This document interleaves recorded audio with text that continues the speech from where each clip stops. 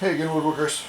Okay, so in preparation of veneering this material here, so I just have a secondary wood. This is poplar, and I'm going to put some veneer down on top of this. And I want to walk you through a little bit of the process. First thing we're going to be doing is sizing the veneer to the substrate. So I've milled this down to thickness. I've jointed one of the edges.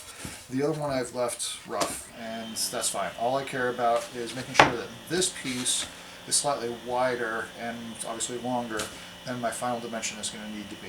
So I've done that with this piece.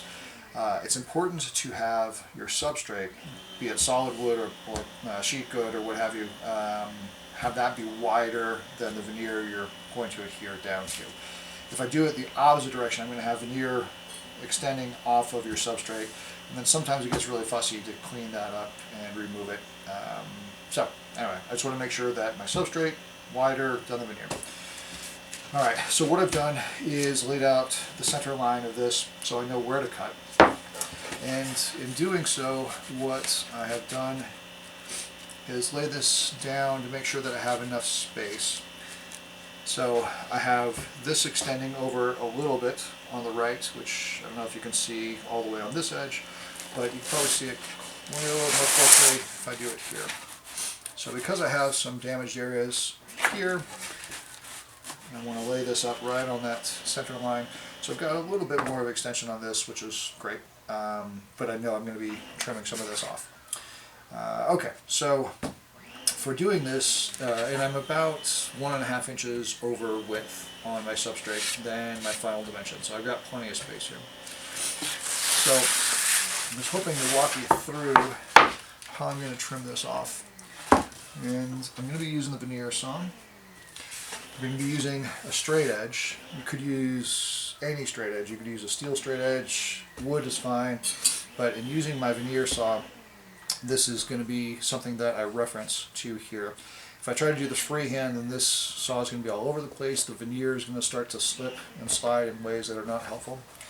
So just referencing here off of that edge and just pulling this down until I've got those two separate.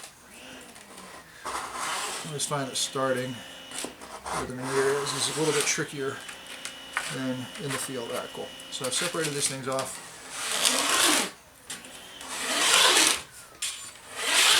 And you can kind of hear when that wood does start to separate. Pardon me, when the veneer starts to separate.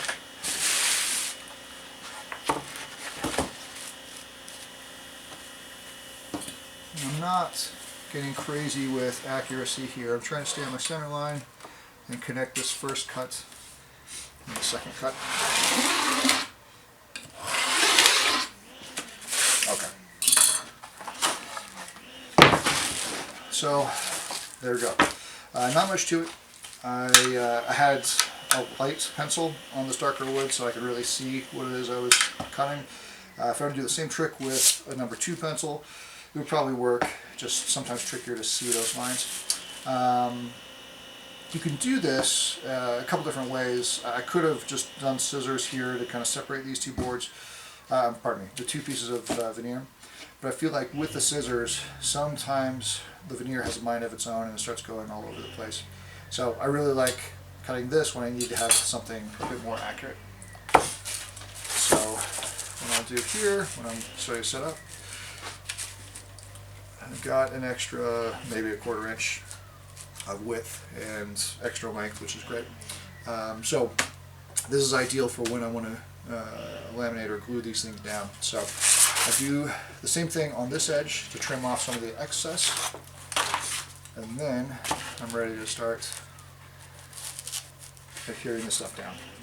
Alright, I'll do the same thing, well, I'll do it now.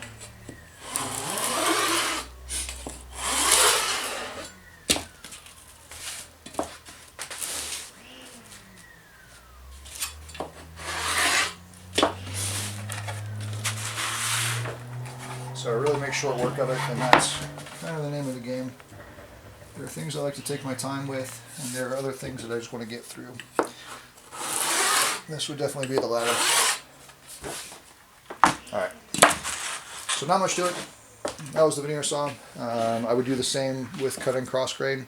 The only difference is when I leave the cut, when cutting cross grain, when I leave the cut, there's going to be a lot of tear out on this back end here. So cutting across, I'll stop and then either reverse this or be very careful and kind of push into the center of this veneer before I go all the way through, just so I can save as much of this as possible. The other thing that I can do is put down some blue tape here. I could draw a line and then cut across, and sometimes that's helpful. Okay, thanks everyone.